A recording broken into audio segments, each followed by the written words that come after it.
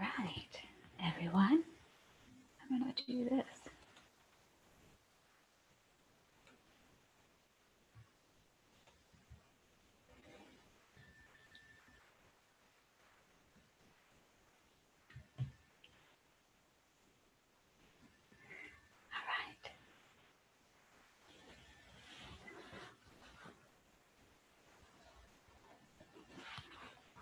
All right.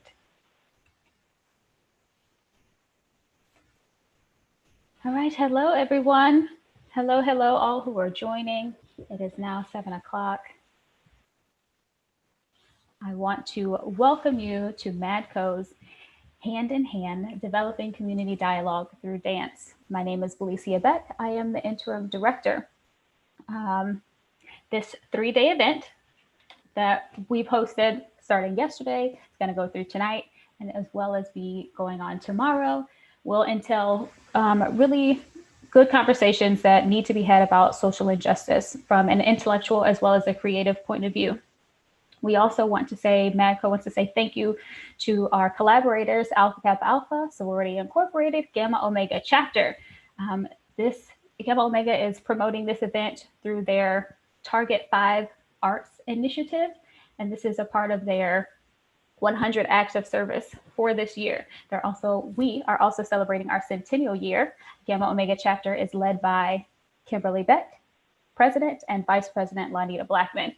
MADCO is committed to um, using our voice and our artistry to talk about social injustice and to combat social injustice. What we want to do is start the conversation and then continue on with suggested action. Um, your donations that you give today and for this entire month not only helps us continue to use our platform to perform about social injustice and social conscious things, but it also allows us to perform on our main stage in schools as well as in our community, as well as host um, events such as Hand in Hand that talk about things that need to be talked about. Um, we also I'm so excited about, we're going to be donating a portion of whatever proceeds that we get this month is going to go to Color for Change. Let me tell you a little bit about Color for Change. Color for Change is a nonprofit civil rights advocacy organization in the United States that started in 2005. It was from the aftermath of Hurricane Katrina. They use their online resources all around the United States to help the political voices of African Americans. Um, so please, please, please, whatever you can afford, please donate so that we can continue bringing up the conversation and developing dialogue through dance, as well as donating to amazing organizations such as Color for Change. I now want to introduce you to Gabby Billy, who is going to be looking at all of your comments. She is a company dancer, as well as Darrell Von Heisch II, who is going to be co-moderator. He is also our educational director. Yes, thank you. Thank you, Issa. So I have the privilege of introducing our amazing panel for this evening. So joining us again tonight, we have Amy A. Hunter. Amy is the Global Diversity and Inclusion Leader at Boeing. She is also an acclaimed public speaker and a multiple-time TEDx presenter, noted for one of her amazing works, Lucky Zip Code. So thanks for coming back, Amy. As well, coming back from our panel from last night, we also have Cameron Poole. Cameron comes to us from the Rockwood Summit School District. He has been an educator in numerous school districts in the St. Louis area, and he's currently serving as the assistant principal at Rockwood Summit High School. So thank you as well, Cameron, for joining us again tonight. Now, our other panelists new to us today, we have James Croft. He is the leader of the Ethical Society of St. Louis, and he was also a collaborator with us in showing Miles Dialogued, a piece from our Unity movement when we took it out into the community. So thank you for your assistance with that. Speaking of the Unity movement, one of our featured choreographers of the night is Joshua Pugh. Joshua choreographed Middle of the Road for MADCO's Unity movement back in 2019, or debuted in 2019. He is the founder and artistic director of Dark Circles Contemporary Dance Company out of Dallas. We also have joining us Lynette Lingard. Lynette is a human resources consultant. She works with companies on diversity planning and bettering company culture. So we're so excited to have Lynette here, a part of this tonight.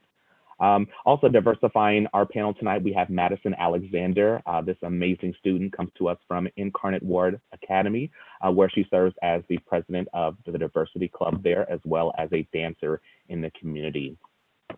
Next, we have Michael Butler. Michael joins us as the current and first African-American recorder of deeds for the city of St. Louis. So thank you so much, Michael, for being here with us. Another one of our featured choreographers we have here tonight, we have Nejla Yatkin. Nejla first worked with Madco, staging her internationally acclaimed evening-length work, Wall Stories, on the company in 2014 and 2019. This work about the stories surrounding the Berlin Wall was performed by the company to commemorate the 35th and 40th anniversaries of its fall. Nejla also choreographed Between the Lines of for Madco during our Freedom concert. So thank you for joining us, Nejla. Also with us, we have Ron Johnson. Ron, now retired, is the former captain of the Missouri Highway Patrol and the author of the book 13 Days in Ferguson. So thank you, Ron, for joining us. And last, but certainly not least, we have noted choreographer Stephanie Martinez. Stephanie joins us as a choreographer for In the Meadow, which is featured in the Unity Movement concert. As well, the Chicago-based artist has set works on a variety of companies across the country. So thank you so much. We have such a talented and knowledgeable panel here with us tonight. So thank you all for coming and being a part of this. Yes, thank you so much. So before we get started, I want to talk about a few things. The first being Juneteenth. Happy Juneteenth, everyone. And for those of you who don't know what Juneteenth is about, Juneteenth is the day that African Americans celebrate our freedom. So June 19, 1865 is when General Gordon Granger came into Galveston, Texas, to announce that the Civil War was over and that slaves were free. Unfortunately, this was 2.5 years after the Emancipation Proclamation happened. But I want it to be noted that today is not only a day of celebrating our freedom, it is also a day of celebrating our education and our achievements as African Americans. It is a day for us to reflect and rejoice. So happy Juneteenth, everyone. With that, I also want to talk about some of the things that we want to talk about. Our theme today is having those conversations that are uncomfortable and what to say when you don't know what to say. So we're going to be talking about some of those touchy topics that sometimes we get into where we don't know how to respond or don't know how to react, or we don't want to respond or we don't want to react. So with that said, this first clip that I would like to show is called Miles Dialogued. It is choreographed by Darrell Von Hush II, me, and our co-dancer, Natalie Williams. This piece was inspired by conversation. We were really interested in how to actually have the dialogue. This was for our concert Unity, and Unity was like our Freedom 2.0 to talk about how are you supposed to be in a conversation and how are you supposed to react in a conversation. So without further ado, I'm going to go ahead and show you this clip.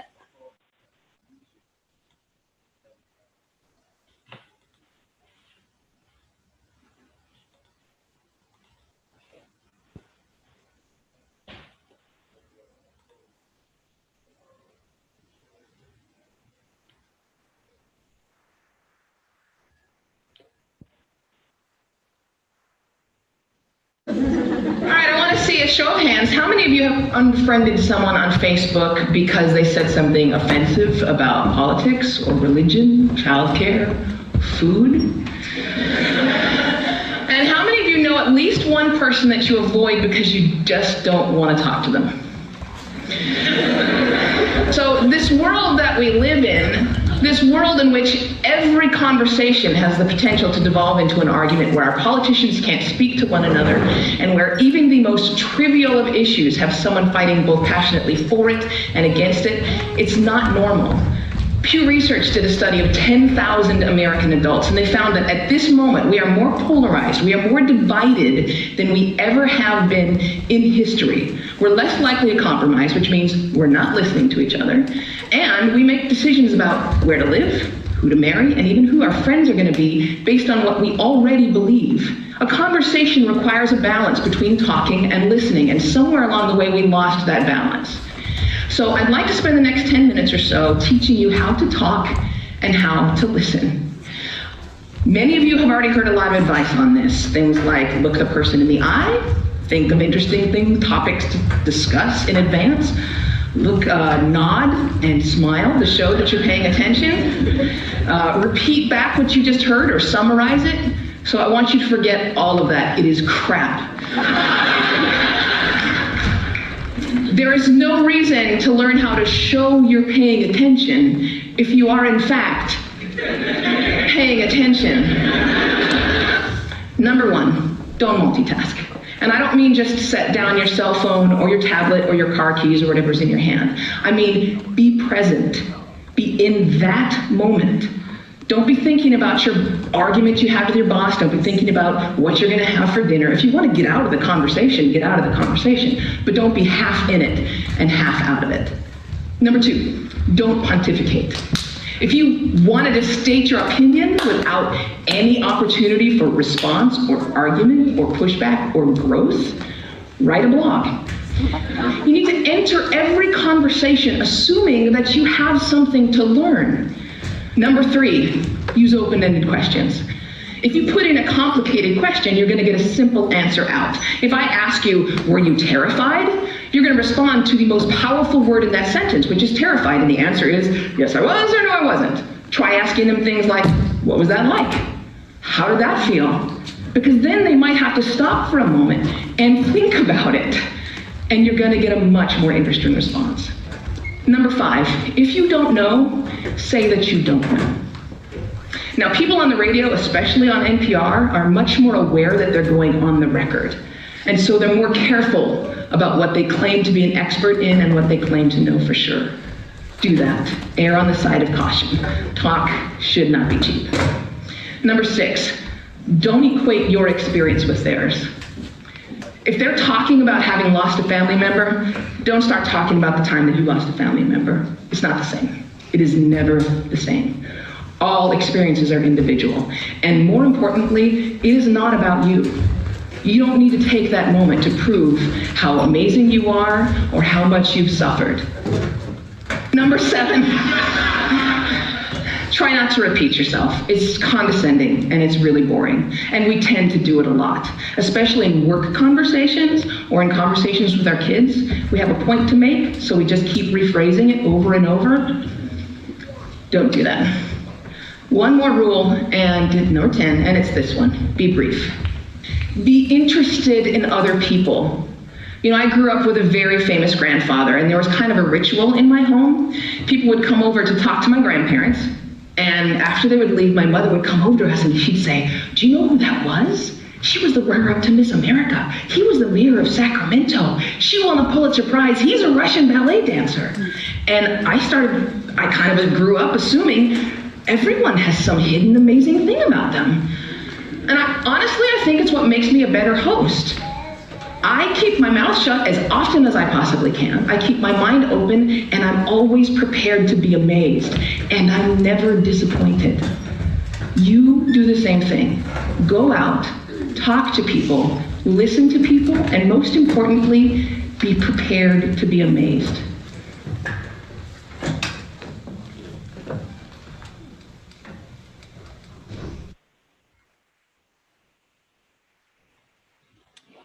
So that was a TED Talk by Celeste Headlee. I think I want to talk more about why it is difficult to have conversations and why we call it difficult conversations. Specifically, why is talking about the worth of an African American or social injustice, why is that considered a difficult conversation? Amy, when you were here last time, you talked about how we shouldn't call it a difficult conversation. Can you tell me why?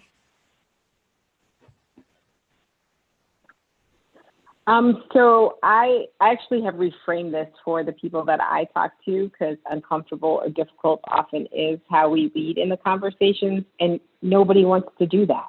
Like, oh, today we're going to all get in a room together and talk about something uncomfortable. Like, nobody's like, oh my gosh, let me get there really quick, right?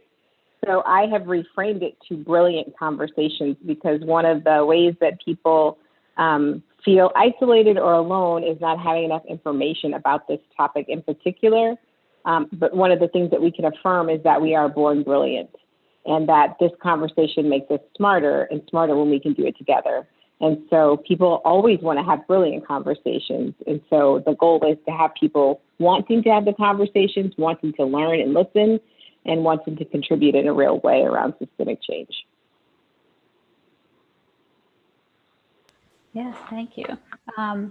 So tell me, to our panelists, what are some of those brilliant conversations that you have, and what are those that have come up recently?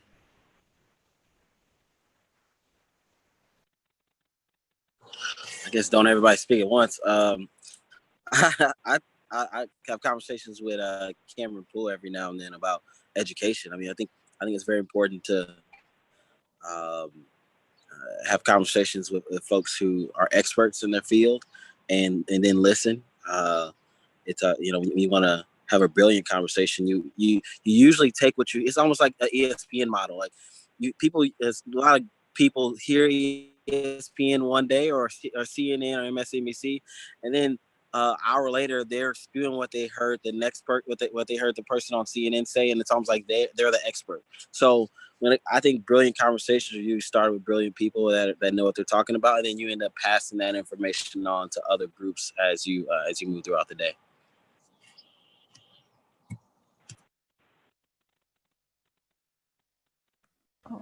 Cameron, can you tell me why it's hard to have those brilliant conversations in school? Why do we think that having these type of brilliant conversations are taboo in the education world? The big thing is that, and it kind of was spoken in the piece we just watched. Oftentimes people don't get into those conversations in order to learn or to get a perspective. Oftentimes people get into those conversations to confirm what they feel they already know.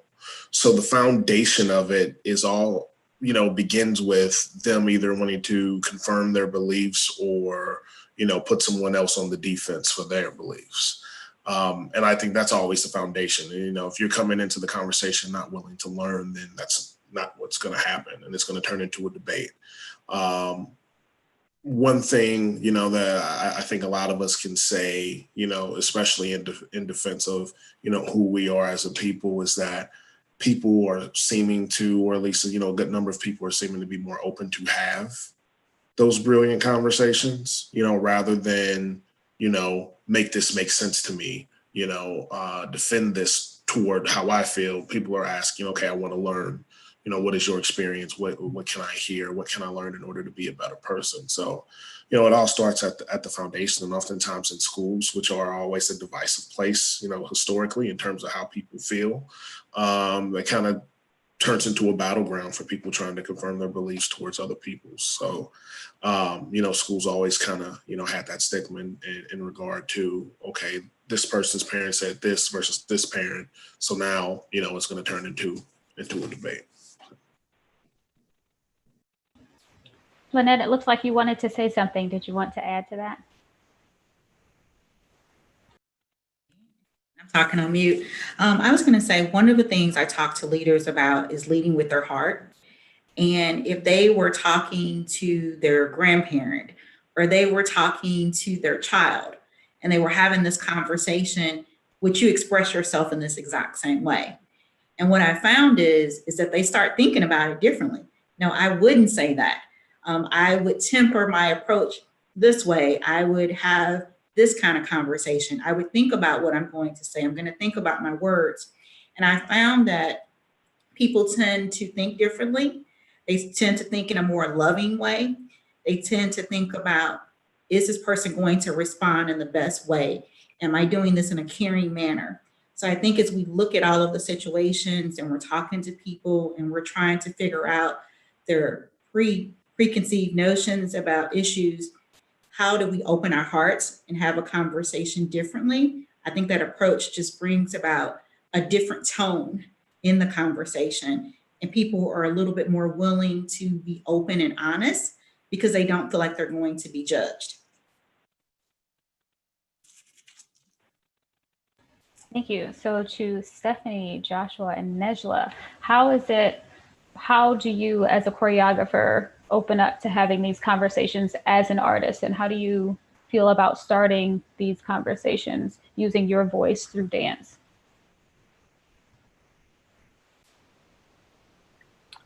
Well, let me start. It's just such a broad question. I feel like words don't really teach. Experiences teaches, and people learn from experiences. You can say so many things to people that are against equality or racist or and it's not going to change their mind. And what's happening right now on Facebook, people get more and more polarized, like separated because of not listening and also not experiencing each other's lives. And for example, I have a neighbor downstairs and she is alone, a white woman. She watches TV all day long. And then yesterday she came to me, can you please talk to me? I need to know what's happening out there in the world. Why are Black Lives Matter hate us? I'm like, Black Lives Matter is not a thing. It doesn't hate you. It just wants more racial justice and less police brutality and more understanding and police reform. It does not hate you. It's not a thing that is hating. It's and so she couldn't understand that. And I was trying to explain it to her, and she was like, she was just talking over me and not understanding. And so I feel like conversation is, you can talk to the choir, but if you want to talk outside of the choir, it's very hard to do that with conversations. Yeah, we in the choir can ask for certain things, and I think that should be broadened out and put into the system, because it's all about the system and how the system functions and how we are functioning in the system. And as an artist, I'm trying to do that in my work and also outside of my work, since I have also the international background, growing up in Berlin, Germany as a second generation immigrant from Turkey. I felt that US was so much further with social justice and with racism and with equality because of the civil rights movement. I studied the civil rights movement in high school and read about James Baldwin, and came here to the US to dance with African American dance companies, because in Germany they did not have any dance companies of color. It was one, and the one is the other, and then everybody else. Like my last experience in Germany before I came here was auditioning for a company, and the director said, we can't hire you because you're too dark. Everybody would just watch you in the company. We're sorry, you're such a good dancer, but we cannot hire you. And so coming to the US and dancing with African American dance companies and dancing the works of African American choreographers such as Catherine Dunham and Donald McKay, Elio Pomera. I've learned a lot about the struggles that have been going on in this country for so many years. And I feel like we're still there and it's not getting better. We're just having conversations and conversations. When is the US going to apologize officially? When are they going to pay reparations? And when are they going to stop police brutality? It's, and those are in the back of my head, and in my work I try to show that in different ways. Like, for example, the commission that we did for Matco, and we'll talk about that, I guess, a little later when you see the piece. Yes, we will. I will say, Nejla, what you taught me which at first I was like, oh my gosh, what? As you came in and you said dance is not a universal language. I was like, what do you mean? Dance is a universal language. And you said, no, emotion is a universal language. And I feel privileged and honored to have the talent that I do to be able to emote while I dance, and to also get the guidance from choreographers such as you, such as Stephanie, such as Joshua, and such as the choreographers that we had last night, to have a platform to be able to emote and have someone learn through my movement, to where I don't have to speak, and they understand my struggle, and they understand how their struggle relates to my struggle, and how they come up with something on their own to, let's move forward, let's come back, because I don't want to feel like this and I don't want you to feel like this. So thank you for teaching me that dance is not the universal language, that emotion is the universal language. Yeah, I think it's like a cop-out, a universality. It's sort of like when Martha Graham said it's universal, and she was copying Asian dances and bringing them to Asia and showing them as authentic. Or when Mata Hari was taking Oriental dance and telling the European audience that it was authentic, and she was authentic. And yeah, it's like, what is that? What is universality? Like, how can that be? I mean, we are a human tribe, but then we are so many different colors in there. And how do we include the different colors into the universal circle? Definitely. Stephanie or Joshua, do you want to add to that? Something I'd like to add is to what she said. I think the beautiful thing about art is that it creates space, good art anyway, thoughtful, intentional art creates space for people to see themselves in what they're looking at, in the fantasy that's being sort of created on the stage. And if it's been done well, then we should be able to insert ourselves in that fantasy and find, as Nejla was saying, find the emotion of experience. Even if it's an imagined experience, at least it gives space for it, I think. Good art. And for me, to answer your first question, movement is a way for me to sort of, it's journaling essentially, right? It's my choice of expressing myself isn't necessarily words. And when I can't use the words, if I can't be articulate, movement is my choice of trying to explain myself to myself. Somebody much smarter than me said that at some point, and I don't remember who it was, but that's how I sort of feel about that. All right, so I could ask a ton more questions, but I do want to get to this next clip. So this next clip is choreographed by Nejla Yakin.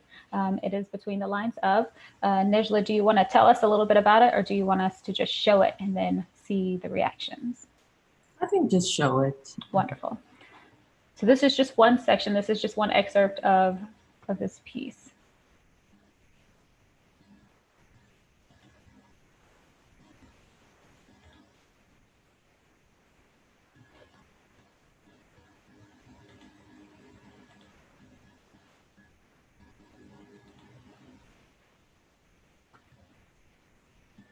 To that character. I have a dream today.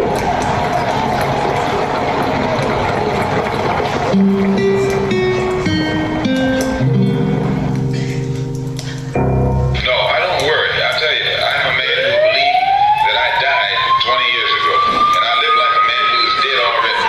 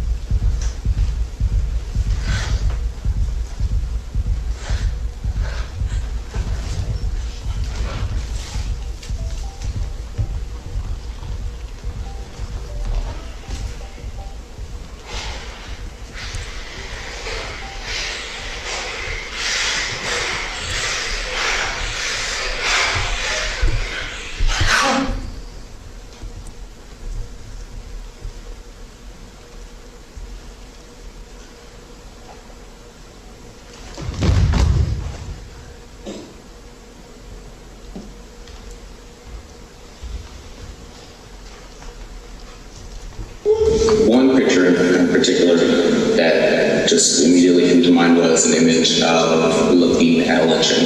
It took my breath away in a not good way. Nauseated me that another person could do that to another human. Just seeing pictures of people saying, it's okay to murder. These kids are smiling at murder. Well, it wasn't shocking to me. It's not something that's new to me. When I see it, it always hits hard because like that's a human being that's being treated that way. It's very embarrassing that this is our history. The reason why I stuck out was just because of the facial expressions of the people in the crowd. Why was I never taught this? I was never, I mean, I think there's people who raised that we're all human, like regardless of the color of our skin, we should be treated the same. And that could be because of my history of being an African-American male with slavery and yes, this happened, but we've come so far, but at the same time, we still have all this going on. Honestly, it makes me sad that I'm desensitized because that's the problem. It's hard to admit that we were really... You know, people sometimes think, oh, it was so long ago, but really that long ago. I like to think more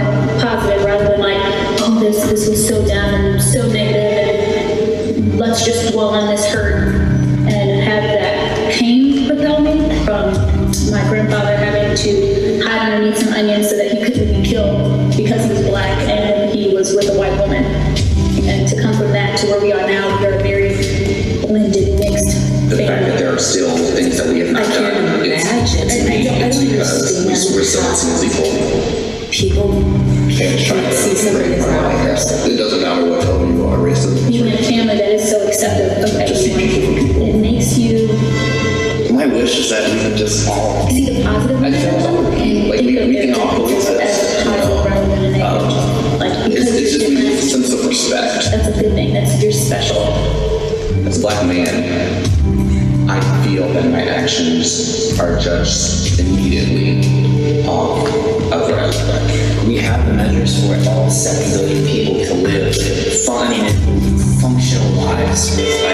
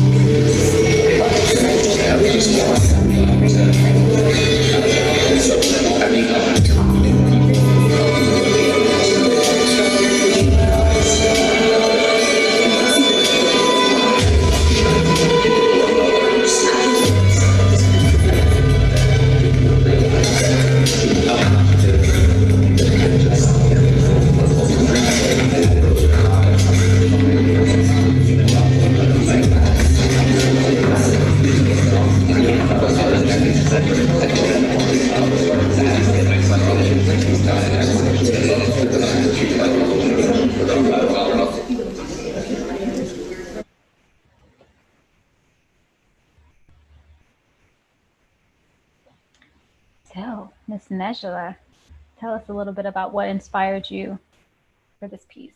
Well, this was commissioned by MAPCO, and it was, we were supposed to create works that were inspired by a collection. The Washington University has a collection of photographs of the civil rights movement in the Olin Library. And so we went there. We had one day to go and look at all the pictures, the photographs, and I was there with the dancers, and the dancers, it was kind of interesting to see the different reactions and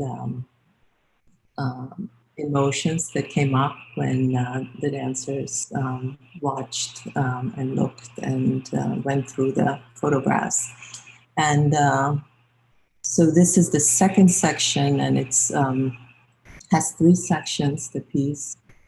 First is the past, present, and future, broadly in that way. The first section started with the Strange Fruit melody that was laid under some voices, and it was about sort of how the past influences the present, and so the strange fruit music overlaid with police brutality and also speeches from the civil rights movement.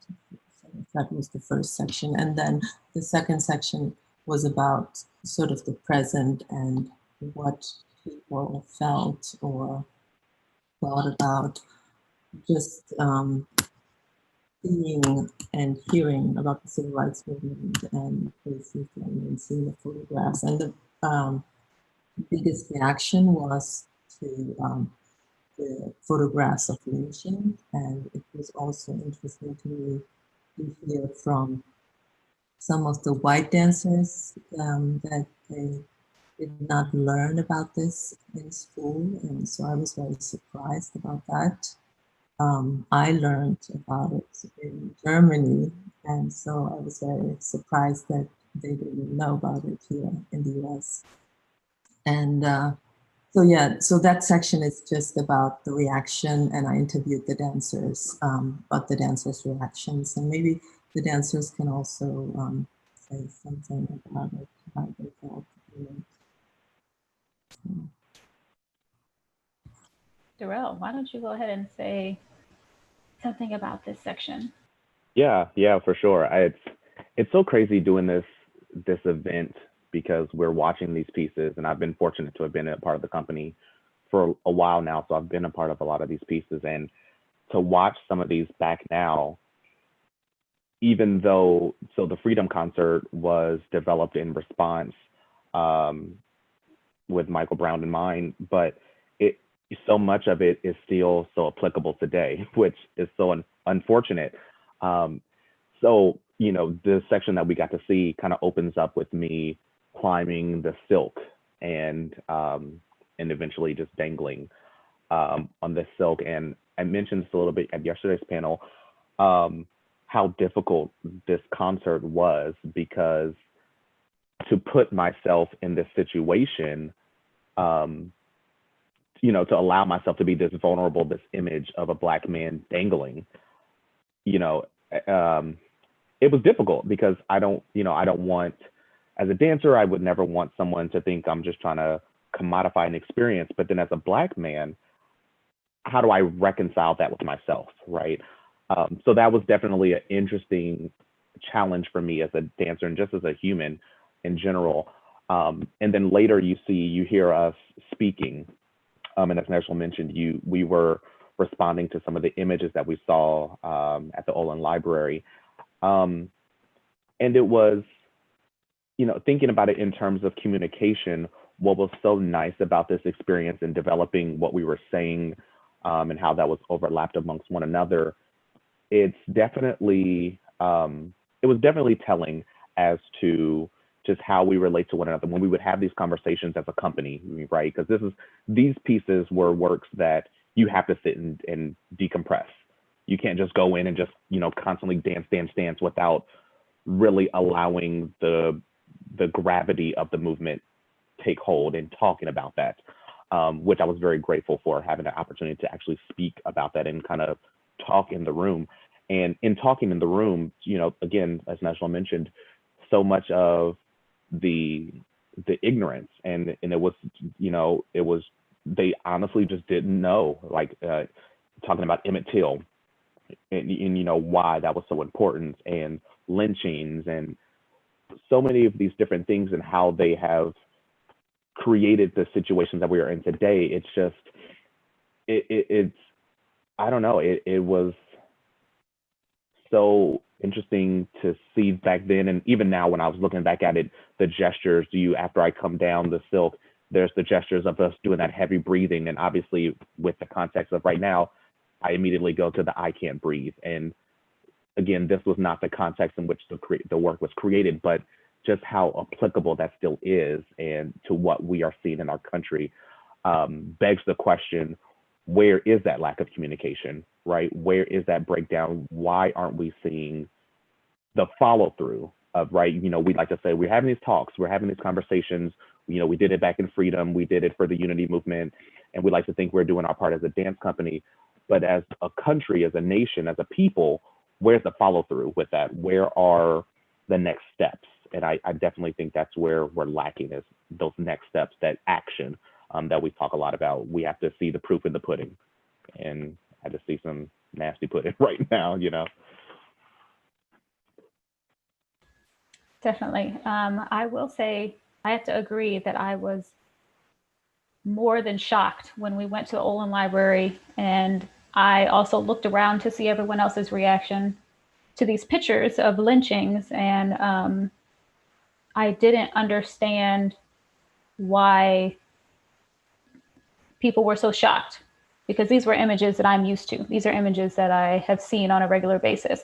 And it got me thinking, after I heard Marcus say that he was desensitized, I had to reflect and think about how I am desensitized. I don't react to this. I don't react to knowing where the word picnic comes from, and how it has been changed into something positive. Picnic is a positive thing. You have a picnic with your family, but a picnic was a lynching where you went with your family and you watched someone get hanged, and you would smile and eat and have a good time.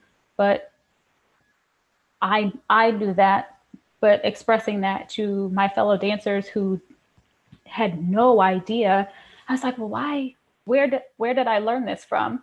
Why do I know this? And then I realized that it wasn't something that I learned in school. This is something that I learned at home. And it's always, well, it's not always, it is now interesting to me to know that I grew up in this same era of people where I know significantly more just about my heritage. Even though we have a Black History Month, people still aren't taught in schools about Black history, where they're still not taught about the struggle. I asked one of the dancers what she did in Black History Month, and she was like, I'm pretty sure we celebrated like maybe 2 days, and it was Dr. King and Rosa Parks. And that was about it. And so that to me was like, where is the disconnect here?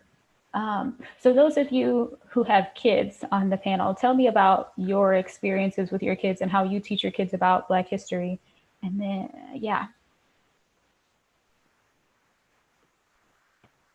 Am I the only one with kids? No, no, you're not. I have 4. You know, so like every day was Black History Month. Like I was really clear school was not going to teach my kids that. So like we had Black Trivial Pursuit during dinner time, and we had flashcards about African American history, and they had to be a person. We had another deck that was like famous Black people. So every day they would pick a different card and then be that person, and they had to tell their siblings who they were and the history about who they were. I mean, like really clear, like all the books you have are Black for like a really long time, you know, plus, you know, Dr. Seuss and other books, but like we had a lot of Black books. And I needed them to know that we are not just readers, we are writers. And I needed to affirm how brilliant they were, like all the time. I was really clear they were not going to get that from a school system, and that they had to be twice as good. So we did odd and even problems in math. I mean, there's so many things that go into having conversations about loving yourself and noticing who you are as a Black mother, that you affirm all the time. I mean, from hair texture to skin tones to, you're talking about it constantly with your children so that they feel more confident. You know, for me, I would agree with Amy. I think that you teach them at home first. You know, with my kids, you know, at Christmas time with my daughter, we traveled all around St. Louis to try to find a Black doll because she would go to the store and there wouldn't be many. Same thing with our son. We would make sure that he understood heroes in his life. But those heroes were his father, his grandfather, his uncle, and those kind of things. And I think you do that to build that purpose. I think what Daryl talked about, hanging, feeling just like he was dangling. You know, trying to give your kids that sense where they never feel that way, where they can feel that they stand on the foundation. And I think by telling them who they are and what they stand for, and to be proud of that, and that they're great. And you teach them to work hard initially when they're young, and you're not telling them they have to work hard and be better than anyone else, but you teach them to work hard. And as they get older, you give them that lesson that Amy talked about. And so it is important that we build our kids up and we give them that sense of pride and that purpose so they're not dangling. Too many of our young people now are kind of dangling, like Daryl talked about. They're just there because that purpose has been taken away. You know, I know earlier we talked about this brilliant conversation. And for me, I like to have those with people that don't get a chance to speak, that America kind of walks by and don't see their faces. So with my company, or when I go out and speak, I'll give a speech and I'm talking and people are applauding and I'm honored by that. But then I stop and say, you're honoring my words because of who you think I am. But the words that I speak to you today that you see as brilliant are people that you walk by, people that you don't listen to. So I think sometimes we have to ensure that the people that we think don't have an impactful conversation or they don't think they have, we bring them to the table.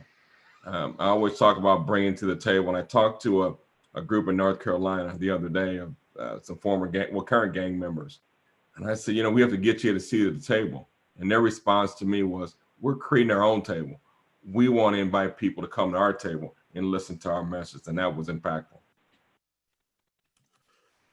And I think one thing to look at as well, from somebody who's a, high school history teacher, and really looking at a lot of, the issues within the system and teaching history, it's looking at the curriculum. And if you look at most social studies curriculums, one of the goals is to create, and build and mold patriotic citizens. So right in doing so, you're already saying how you're going to tell the story of America. Because if we told the truth about a lot of things, if you're trying to build someone up, you're going to talk about the positive things, not the negatives. So that's, that's where it kind of comes down, to an issue right off the bat.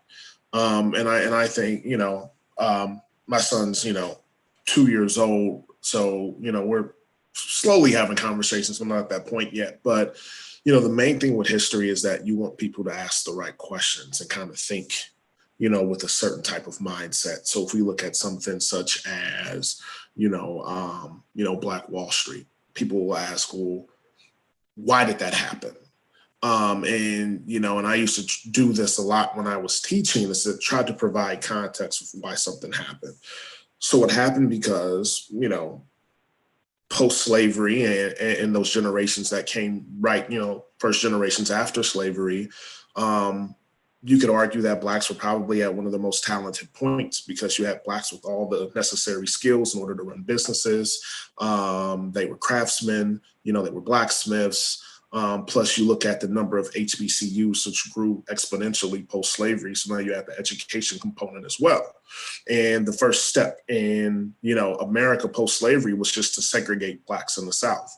Well, when you segregate, people with, an abundance of skills, they're able to be self-sufficient. And you add schools and they're able to be self-sufficient. So you had, Blacks in a lot of areas surpassing the lower class and middle class whites because they had tons of skills. Well, this messes up the general hierarchy of America. How was this person a slave a generation ago and now their earning power is more than mine? Or you're in a Black, county in Georgia and, after the freeing of African Americans, they dominate the landscape politically. And now they are a machine in terms of getting representatives elected. So what does that do to the landscape? And I would teach that in conjunction with Jim Crow laws, because Jim Crow laws didn't come until years after Reconstruction and slavery. So you ask yourself the question, why do we have Jim Crow laws? So Jim Crow laws were put in place to impede that progress that Blacks were making. And then lynching and all of that. So we're going to do political intimidation. We're going to create laws so Blacks can't vote, they can't serve on juries, and we'll intimidate them, through lynching.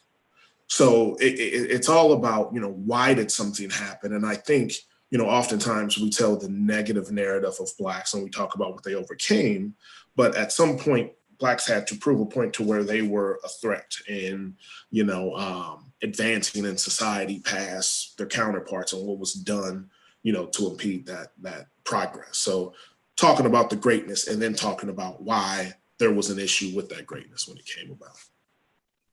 I like to add in there, I think, to the conversation of having difficult or brilliant conversations, as well as just how difficult it is to talk to your children about these things. I think Cameron just kind of ran it down. There are so many things you can say. I mean, once you answer one first question when it comes about slavery or the emancipation of slavery about just on today on Juneteenth, you have to go into another conversation about why something else happened, and then you go into another conversation about why something else happened, and then why, and the conversations always end up to what's still happening today, and it can be very difficult and brilliant for us to tie those things together and as well as to have that kind of discovery.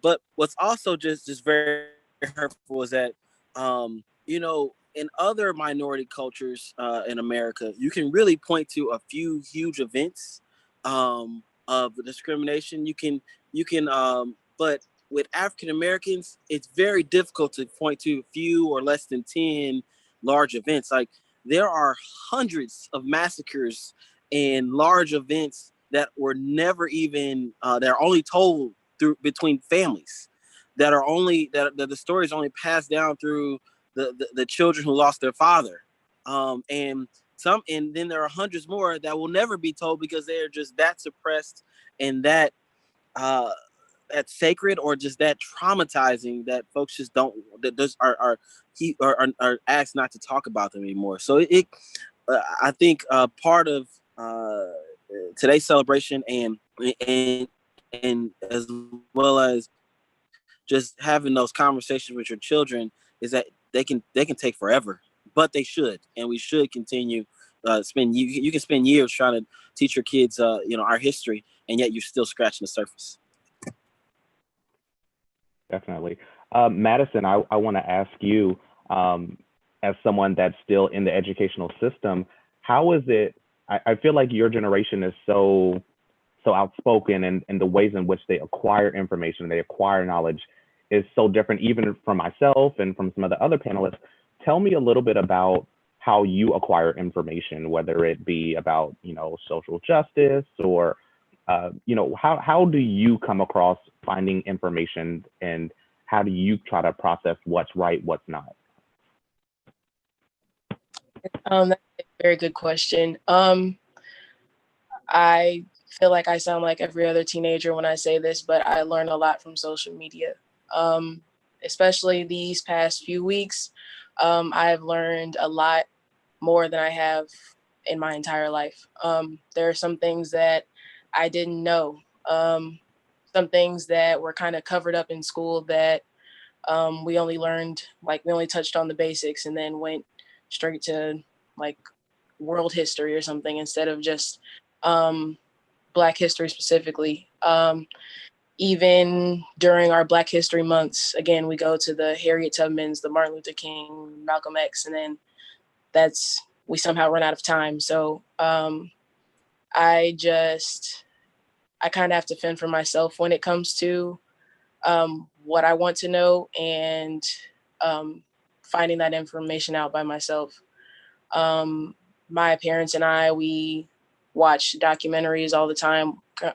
Recently, we've watched the Stranger Fruit, the Michael Brown documentary, as well as the Sandra Bland one. So again, those are more direct and not sugar-coated as it is in school. So yeah. Thank you. James, did you want to add or say something?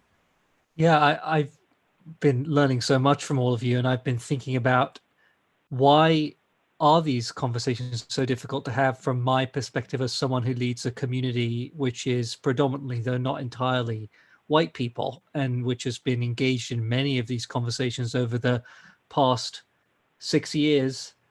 And I think that one of the things that keeps coming up to me as you're talking is that for many white people, there is a feeling that to have these conversations might be threatening to their own sense of personal and national identity. Because if we were really to tell the true story about race in America, that white people systematically constructed a society which demeans Black people and people of color more broadly, and maintained that for centuries on purpose in order to benefit them, well, once you accept that, then there's a sense of implication as a white person that is quite challenging to your idea of yourself as a good person, and to your idea of your country as a good country.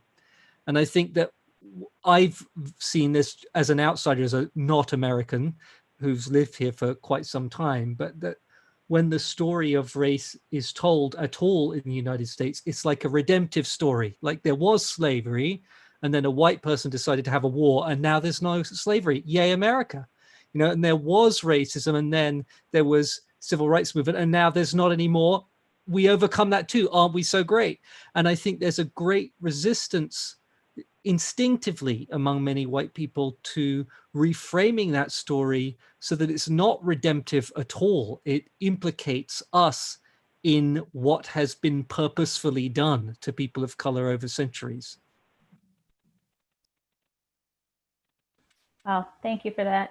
Yes, thank you for that. Time is flying, yo. So we're gonna move on to this next clip. I do have lots of other questions, but I want to move on. I'm just gonna show the clip and then we'll talk a little bit about it.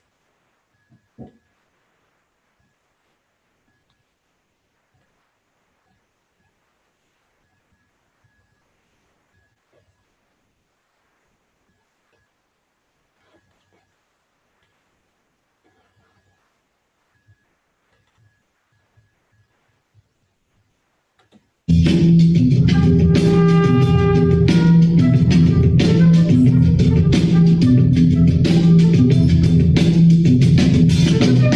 will not be able to stay home, brother. You will not be able to plug in, turn on, and cop out. You will not be able to lose yourself on Stag and skip out for beer during commercials because the revolution will not be televised. The revolution will not be televised. The revolution will not be brought to you by Xerox in 4 parts without commercial interruptions. The revolution will not show you pictures of Nixon blowing a bugle and leading a charge by John Mitchell, General Abrams, and Spyro Agnew to eat hog maws confiscated from a Harlem sanctuary. The revolution will not be televised. The revolution will not be brought to you by the Chicago War Theater and will not star Natalie Woods and Steve McQueen or Bullwinkle and Julia. The revolution will not give your mouth sex appeal. The revolution will not get rid of the nub. The revolution will not make you look 5 pounds thinner because the revolution will not be televised, brother. There will be no pictures of you and Willie Mae pushing that shopping cart down the block on the dead run or trying to slide that color TV into a stolen ambulance. NBC will not be able to predict the winner at 8:32 on the court from 29th District. The revolution will not be televised. There will be no pictures of pigs shooting down brothers on the instant replay. There will be no pictures of pigs shooting down brothers on the instant replay. There will be no pictures of Whitney Young being run out of Harlem on the rail with a brand new process. There will be no slow motion of still life of Roy Wilkins strolling through what? In a red, black, and green liberation jumpsuit that he has been saving for just the proper occasion. Green Acres, Beverly Hillbillies, and Louisville Junction will no longer be so damn relevant, and women will not care if they finally got down with Jane on Sex for Tomorrow, because black people will be in the street looking for a brighter day. The revolution will not be televised. There will be no highlights of the 11 o'clock news and no pictures of Harry women liberationists and Jackie Onassis blowing her nose.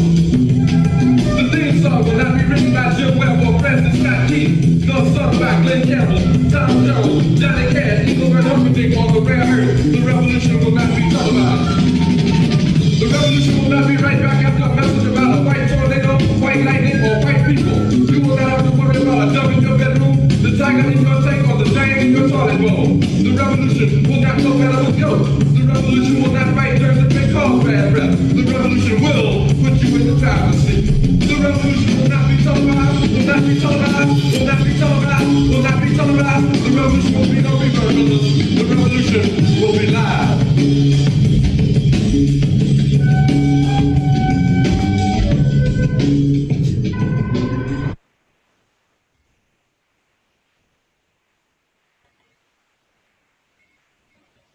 So that was a piece choreographed by the amazing Stephanie Martinez for our show Unity, the Unity Movement. Stephanie, tell us a little bit about this piece. Well, first of all, just watching it, I just get choked up. Like, I didn't realize that I was going to get choked up because it had been so long ago. And I'm like, I have like I don't know. I'm just feeling really emotional watching that. And it was solely inspired by Amy Hunter and her TED Talk, Lucky Zip Codes. And I don't want to talk a lot about Amy because she is right here with us. And I would like her to talk about herself. But, you know, it was really eye-opening to me listening to her talk about the inequities in where we are, where we live and where our zip codes are, basically gives you privilege or it's oppressive.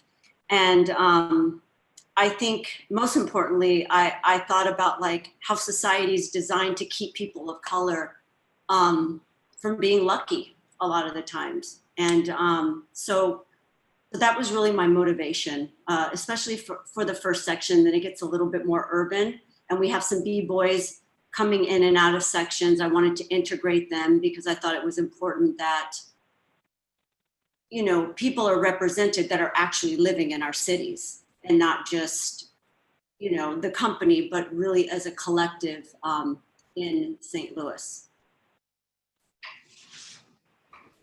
Amy, can you tell us a little bit about your TED Talk, Lucky Zip Codes? Yeah, so let me say a couple of things. Like, so I was like in awe. There was like even a dance, like, and then to start off with that song, I think I cried in my car. I was like, they say with the revolution. I was like, that's so beautiful. What? This is, you know, so yeah, that was highlight of my life, honestly. Definitely. That's in the before I die moment. Glad that I saw this. Like, that's definitely there, right? How the dance I went after it. I think the revolution probably will be televised due to social media. And the strong movements, the idea that this could end, like, and that brings me pure joy. So I did my TED Talk right after Ferguson. It got pushed back because of what was going on. But nonetheless, it's called Lucky Zip Codes. I was working on my PhD. I'm actually still working on my PhD. And it was critical race theory was the frame of it. And I told the story of my son being stopped by the police, which I actually didn't add until like 2 days before the talk, because I was like, do people really want to hear that story again? And it was a story I hadn't told for 10 years because every time I told the story, I cried. So after it happened to my child, I told it like once or twice. And then I like made a commitment that I would never tell that story again. And then Michael Brown was killed. And I was prompted with the question of, what's it like to be a Black mother by Tracy Blackman? And I told the story again.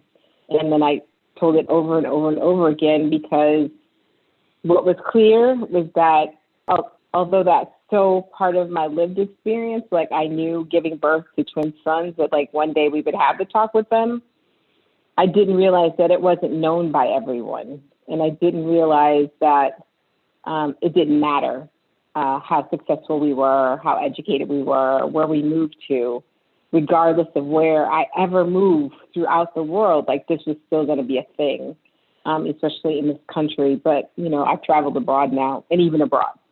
And so it was a story of me telling it about my kid getting stopped by law enforcement. And his question to me is, when will it end? And my response to him was, never. This will happen to you for the rest of your life. And it is what inspired me to protest during Ferguson, is that I actually thought we could change it through protest. Because, you know, if we look at history, Stonewall or civil rights movement protests do work. And like night after night got tear gassed and pepper sprayed, and was very like, if going through this right now means that I will ever have to bury my child, I am willing to do all of this. And I would do it again. And so I'm hopeful that the protest of George Floyd will lead to that outcome, that we can stop giving the talk, we can stop practicing what we say on CNN when we're interviewed because it's our turn. Because I don't want to take a turn, and I don't want to watch any more people take turns. And I think just like chattel slavery ended and women got the right to vote and then Black people got the right to vote, we are good enough people to make this end forever. And I think that if we had a clear understanding of what was going on, we would be working together, not just in police. And I know we spend a lot of time in police, but the reason why we have a lot of conversations with our children is because they get crushed in schools first. They get crushed in healthcare systems and workplaces. And so the same Brown versus the Board of Education movement in systems could be the same movement we have here in systems. And I think we should fight for it until we get it. And unrelentlessly, unapologetically. I think we should ask the people who are on the sidelines to join in until it really, really happens. And quite honestly, I have nothing to lose. I have nothing to lose, but the gain is pure joy. So this piece, obviously, the sound score to it is very powerful. I'm curious to know from some of you, particularly kind of in these corporate settings, we talk a lot about when having conversations with people, agree to disagree, right? We're not on the same wavelength, that's fine, we'll agree to disagree. Are we in a place where we can afford to agree to disagree? And if not, where do we go? How do you continue forward with someone where you're just, hitting that wall? How do you continue with, we talk a lot about creating that influence, that sphere of influence from the people that we interact with daily, right? So how with those people daily, if we can't agree to disagree any longer, how do we continue?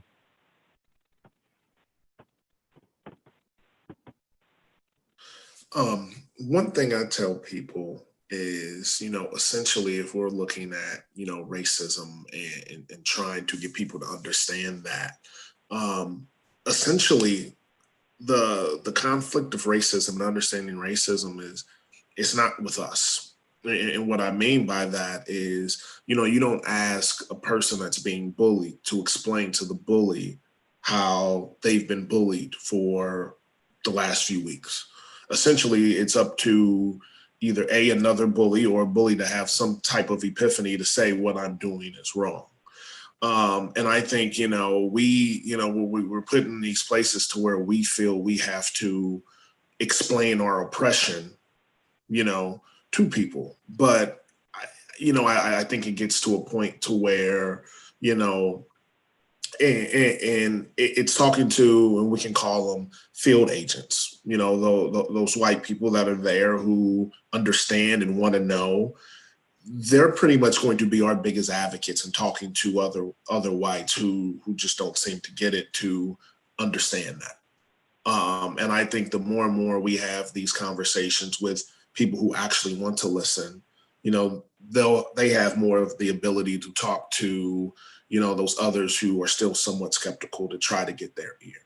So, with the agree to disagree, it's like, no matter, I could say so many facts until I'm blue in the face, but what it's going to take is for them to hear a message from someone that, they're more likely to listen to, or whose opinion they may take, more serious. And I look at it, I listened to Daryl talk, and you talk about the passion when you were in the play. I looked at Amy just wiping her eyes. And so I think when we have these conversations, we have to make sure that we're bringing our emotions to them, and we're talking from a truth and a point. And I always talk about this social awareness and self-awareness. I think we have to talk from that standpoint. I think early on, the video talked about not just giving these one-word answers or questions where somebody can only respond in one way. And so I think that's how we get there, and we have what I call these impactful conversations. Impactful conversations are going to hurt. Impactful conversations are going to make our eyes water and sometimes hurt our feelings.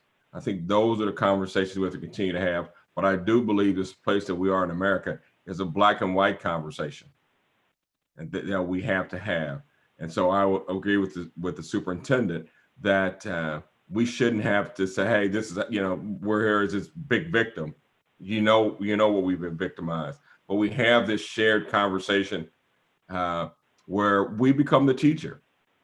We become the teacher and talk about that. We talked about our educational system where a lot of things aren't taught. And we're not going to change that overnight. It has to change. Right now, we have to be the teachers of that conversation and sometimes the facilitator of that conversation. You know, I recently wrote an article and I talked about I was a trooper for over 32 years. And never did I have a Black instructor come in and talk to us about diversity or racism and culture. And so those things, who's presenting that conversation? You know, and for me, you know, words shouldn't say who I am, but my actions should say who I am. And so too often in America, words are saying who we are as African Americans, and our actions seem to have no merit. Please, yeah. Can I add in, Darrell? That's a great question. I think, and to Lieutenant Colonel Johnson, my brother Johnson, it's he touched on something very important.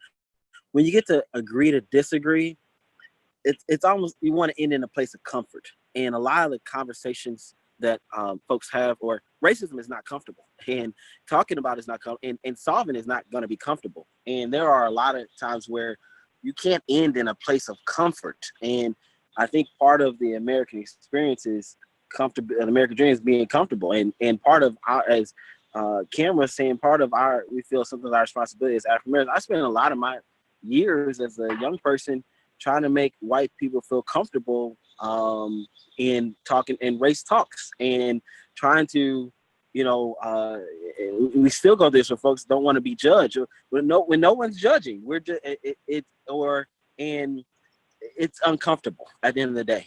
You always have to precurse the conversation, have some kind of pre-conversation about, well, we're going to go into race now. We're going to talk about this.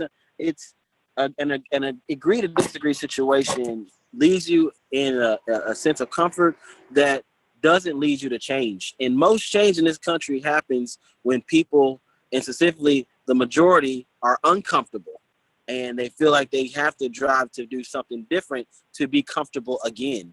And that's one thing I've had to learn a lot from protesters specifically, and through the arts, is that in my line of work in politics, you get more flies, catch more flies with honey than vinegar. But in some cases, the vinegar and that smell, people are gonna want to get that out of there as quickly as possible.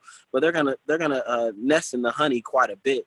So, the agree to disagree tends to be something that's very beneficial in my line of work when you're talking about smaller details and conversations that don't really go at someone's humanity. And when it comes to racism, I don't tend to budge on those issues or allow folks to agree to disagree. Like, we're just going to disagree. And at the end of the day, we're disagreeing on, we can't disagree on my humanity. At the end of the day, we can't disagree on what has happened to me personally. We can't disagree on what we know is occurring. And it's going to be uncomfortable. And when it's uncomfortable, I think that is, when it comes to racism, that's a stronger place for change. We have a question. Oh, sorry. We have a question coming in from someone.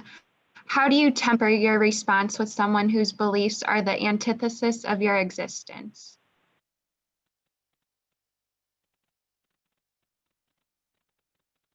You shouldn't. That's the one you shouldn't. I think, I'll tell you from personal experience. I mean, when you allow space for someone to question your humanity or question your, let's put it like in a corporate setting. If you allow space for someone to question your knowledge as an expert, or to diminish your position as an authority figure, or as or for the job you're doing, that hurts you. That's going to keep you from moving forward. But if in any corporate setting where you are set there to do a job, and someone denies your ability to do that job, or is talking, it creates an atmosphere where you can't do your job. Your job usually asks you to stand up for yourself, and you should not acknowledge. You should make people feel uncomfortable. I think Ron Johnson said something very important about Amy. She said, show people that emotion. People are gonna remember that emotion more than they remember that you made them comfortable.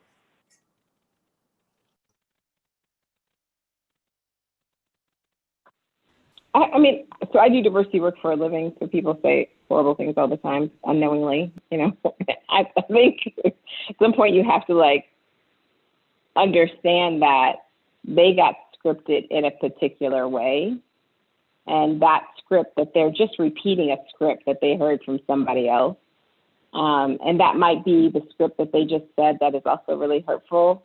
And usually my approach is like, I'm really sorry that happened to you, because you saying that, I am sure, has kept you from having deep and loving relationships with people, and not just people who look like me, but probably some cool white people too.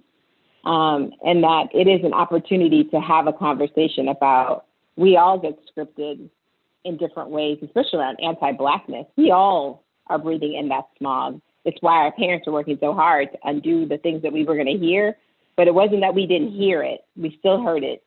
And some of it we believed, and some of it we internalized. So the fact that I can hear what you were taught is just a moment. It doesn't have to be the last moment. It doesn't have to be the moment that defines you. It doesn't even have to be who I think you are. It could just be a moment, and then we could have a conversation, even if that conversation is around what you might be interested in to get something more from than what you currently have. I mean, it's like trying to explain to people what love is who've never been in a relationship. You're like, no, it's like this really, really great thing. And it's like, oh my God, like, and they're like, yeah, I have no idea what you're talking about. I think that's the same moment, and the same desire you have for them to want to have experienced that, I think is the same movement that you move closer to them calling them in instead of calling them out. And that might yield a better result than just ignoring them. And I think it makes you stronger. That experience makes you stronger. And so you take that opportunity, like Amy said, and live in that opportunity for that moment. But I also think when that is done, it makes you stronger as you move on. And it probably helps you to help someone else. And so I always say that our encounters, our experiences actually strengthen our resolve. And so when I see those, I'm more so of a listener, and then I'll give my response. But I know after that I will become stronger for it. And so I think that is the way to have that conversation, because sometimes that's just their interaction. Someone told them something and they really have no idea. You know, they grew up in a small town that wasn't diverse. And so that conversation with you comes from what they saw in the media or a movie. And so I think we just have to sometimes not get angry immediately at those conversations and begin to digest them and understand them. Lynette, it looks like you wanted to add something. Did you want to add? I was going to say early on that one of the things to push leaders is that I asked them how do they evaluate their information and what are their decision points. It's easy to, talk about emotions, and often leaders will blow your emotion off because for whatever reason they've become hardened, or they just honestly don't care about what you're saying, even if they're giving you the nicest approach or they're smiling. But what they cannot argue is the data. So when leaders are talking about this did not occur or employees are not being impacted, I started really showing them every piece of data that could demonstrate the message. And that data comes in form of employee complaints, why people were leaving, the exit interview data, employees having conflicts over processes and procedures. And it tells a different story. It tells a different message. And it's a story that leaders cannot argue. They want to have a positive bottom line. They want to be known to have a culture that's extremely positive, that is shining on the outside. And they don't want to tell that story that we're having these arguments or conflicts. And when you show that data, it puts them in the perspective, these things are really occurring. And then I take it a step further and I say, what are your decision points on how you come up with the process? Who's involved in the process to develop the process? And then once you develop your process, how are you measuring that on an ongoing basis? And I have found that I can often change the story or the narrative because they can't argue with the data. They can argue with how I feel. They can argue that this person was irrational or that this was a situation that you couldn't avoid. However, they can't argue with this is the number of claims, this is what's occurred. They can't argue with that data. And I always encourage everyone when they're looking at the story to be able to present that information in a way that it's so clear that you can't argue it. The reason that we are where we are today, no matter what you say, how you argue, or you say that people are reacting in a certain way, you can't argue with the number of incidents that you have on a day-to-day basis. You can't argue with the data in regard to traffic stops. You can't argue with the data of the length of time that an African-American driver is stopped and questioned compared to other races. So when you look at that data, it gives you a different picture.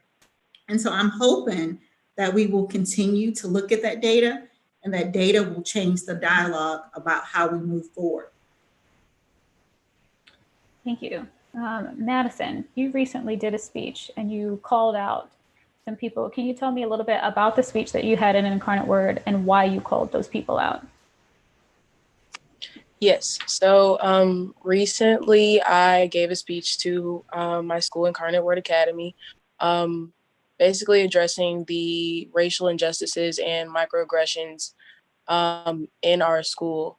There have been a lot of N-words on TikToks and really loud at like school dances. And there have been a few times that we have brought it to administration, and it was not addressed just because, oh, we weren't at school at that time. They didn't have Incarnate shirts on, things of that nature. So I felt that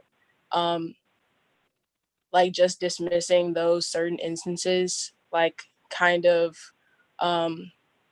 like pushes away the issue. So so that was like my main point of the speech. For the students, it was definitely like, if we're going to be women of the word, if we're going to be sisters, we need to actually stand together, not just you coming out to protest with me, but behind closed doors, you act in a different way.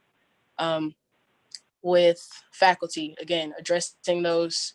If you want this school to be so diverse and you want to be seen as a school of inclusion, actually act on that. And that starts with addressing those racial injustices that are in our own schools.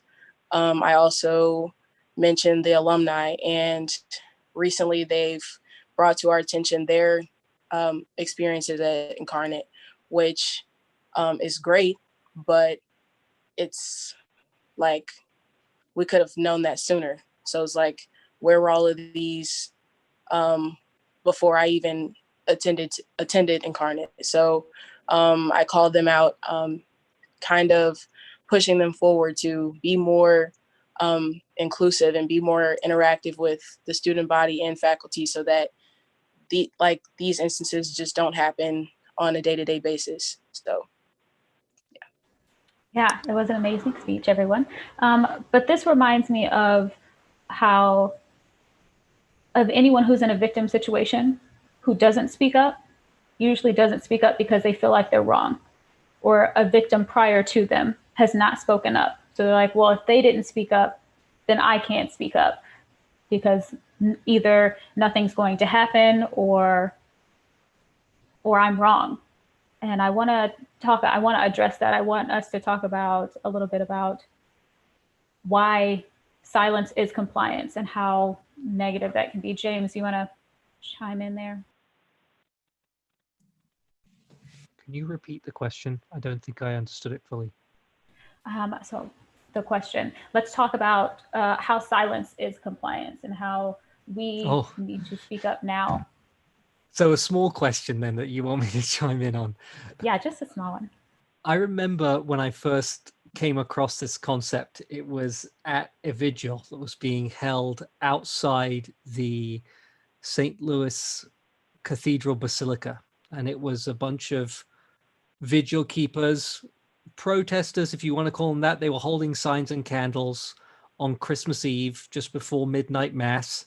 And we were standing waiting for the people to enter midnight mass so that they could see the message of Black Lives Matter and the anti-racist message that we wanted to put out. And I remember looking behind us and seeing more than 40, because I counted them, police with their full riot gear lining up in front of St. Louis Cathedral, protecting it from the people with signs saying Black Lives Matter. And one of the signs being carried by a young white woman said, "White silence is violence." And that image totally stuck with me. And I had a lot of time that evening to think about that, because we were just standing there quietly and it was like a prominent sign. And I thought about how long I had gone in my own life not talking about the issue of race and racism at all, just completely oblivious to it and silent about it. And although it's a challenging phrase, and I receive a lot of pushback from people about it from a lot of different angles, I think it's true that if you benefit from a social situation that puts you on top and you don't say anything about that in a way to emancipate your fellow human beings, then you're complicit in that system. I don't see any way of getting around it.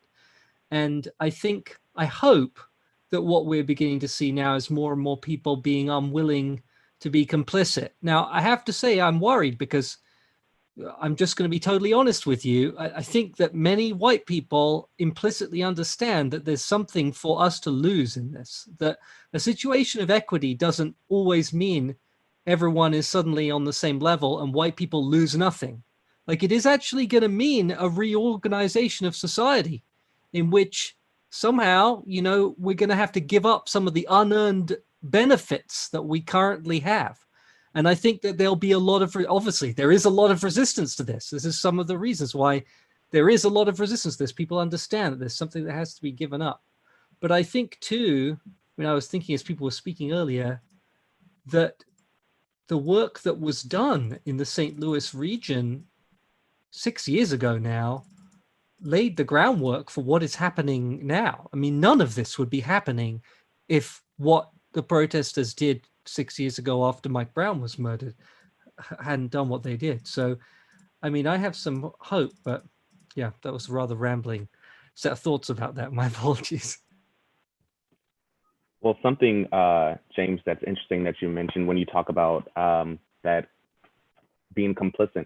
So Matco had the opportunity to go perform for the Ethical Society, and after we performed an excerpt of our piece for Miles Dialogued, we sat and had conversations with some of the audience. And one of the things that a gentleman mentioned was that he wasn't sure which side to be on.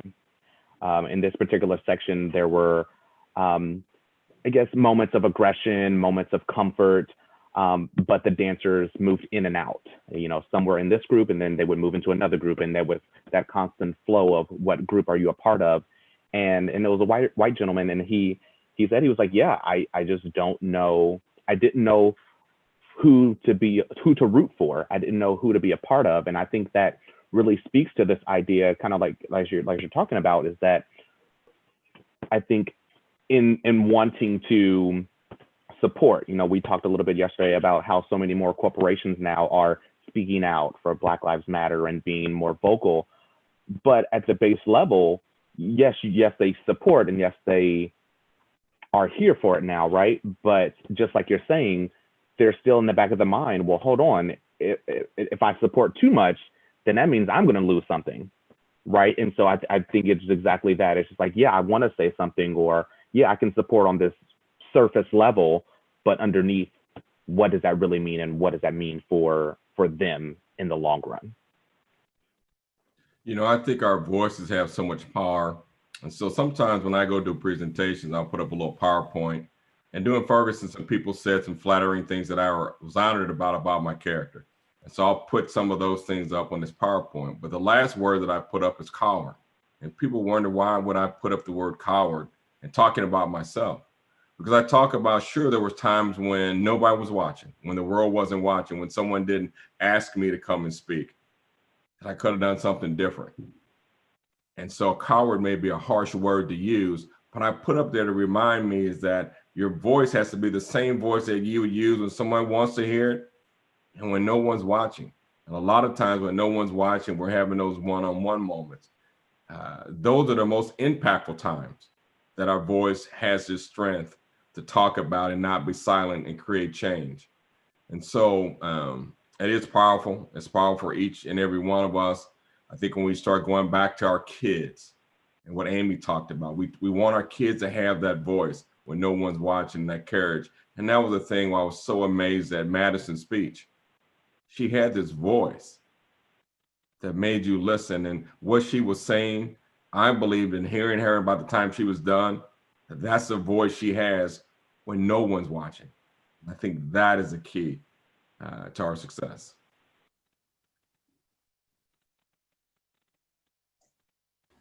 Amy, did you want to say something? No? Okay. So we're going to move on to our final clip of the evening. This final clip was choreographed by the amazing Joshua Pugh. I'm going to go ahead and just play the clip, and then we'll talk about a little bit about it.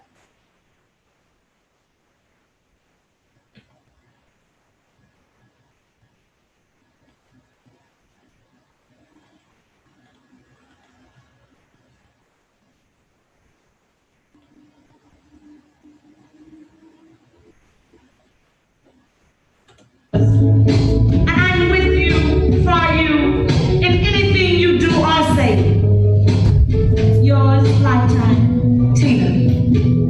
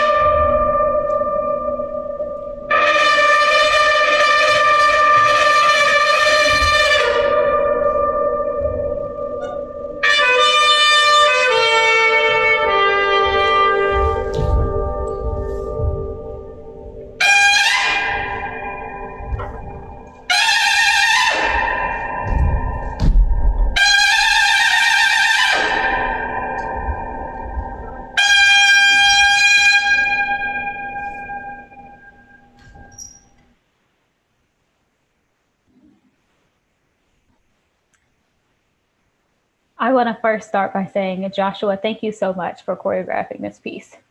Just thank you so much. I'm going to go to, let's go ahead and you tell us a little bit about, for me, there's a lot jam-packed in just that short little, like 5-minute section. But go ahead and tell us about what inspired you to choreograph this piece. Well, it's hard to watch. And hard to watch Jarrell's face watching it. So I got commissioned at the same time as Stephanie to come to Madco and make a piece about things that are keeping people in the city together and things that are keeping people in the city of St. Louis apart. And essentially to talk about the zip codes and about segregation in the city of St. Louis, which is a city that I had never been to, that I knew nothing about. I'm not from there. I'm also a white person of privilege coming to make a piece about segregation in the city I don't know. And feeling the weight and also the excitement and challenge of trying to do that, to try to reframe questions for myself, and then to do that in a way that is authentic and that that incorporates this city that I don't know. And I think something that I learned doing it was, going to St. Louis, there were a lot of things that I heard about the city and things I was told to do and things I was told not to do before I ever got there. And I was somebody coming to the city who had never been there with my expectations and with my dreams about what it could be. And then, the dancers in the room are people who have chosen to be in the city of St. Louis to make a living there as an artist. There are also people in the room who are of St. Louis or from St. Louis. And so, the first day of rehearsal, I asked everybody to go home and either come up with some sort of presentation or a list of things answering the question, what is St. Louis? And we came back with those lists the next day and started to generate the movement and to unpack what St. Louis was to this group of people, which is a sort of mini version of the actual city of St. Louis, people who are visiting, people who are living there, and people who have chosen that city as their home. And this is sort of just what came out on top of, the questions that sort of led the commission in the first place.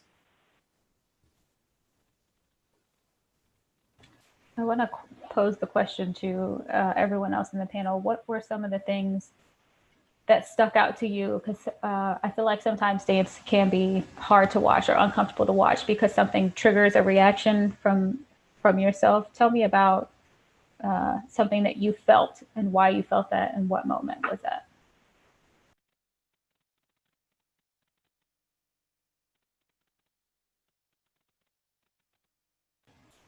Jarrell, tell me a little bit about your reaction rewatching that piece. Yeah. We definitely went on a journey with this piece. I did. Oh, thank you, Joshua, for that. We had a couple different endings, a couple different beginnings, when we were playing with this piece, trying to figure out how it read, what it was saying. I know with Joshua, a lot of the music was surrounded St. Louis, either by St. Louis composers or, about the era. So in the clip that we got to see, we see this, the Wigs, right? And so speaking a little bit to the French influence here in St. Louis. And so you see that kind of pass, and then it gets to me and there's the placing of the wigs and the coats. And I've gone back and forth when we were, in the midst of the piece, as well as now watching it back again. It was this idea of this imposition of culture, this imposition of these ideas. This is what I want you to be, right? We've seen all these people with these wigs and this is what you have to be. And then initially when there's a moment where Jeff pulls my pants down and I'm like scrambling to pull them back up. And back when it was first created, initially I thought of it almost like an attack on me and my culture and who I am as a person. And in the same way, I still feel that looking at it again, but now it's almost like I want to force you to, I'm forcibly removing who you are so that you can become what I want you to be. And that becomes even more symbolic after the duet when Darian hands me the jacket. And, you know, I put on this jacket and the hoodie, more importantly, and I put that on and you kind of see me standing there. So it was very, I don't know, just, it made me question the idea of self, who I am and who others want me to be. And then how that is perceived by other people, for sure. There was a moment in that piece. Oh, sorry. Go ahead, Joshua. No, please. I just want to mention there was a moment in that piece where Darian, he's the longer Black man who he gives Darrell this coat.